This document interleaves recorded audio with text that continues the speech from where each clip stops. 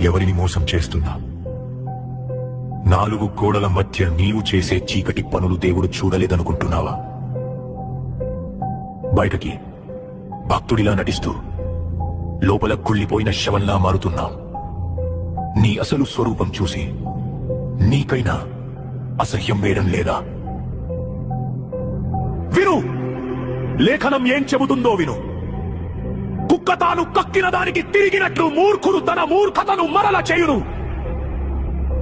మళ్ళీ అదే పాపం, మళ్ళీ అదే అబద్ధం, మళ్ళీ అదే వ్యభిచారం. కక్కిన వాంతిని తినే కుక్కకి పదే పదే పాపం చేసే నీకు తేడా ఏముంది?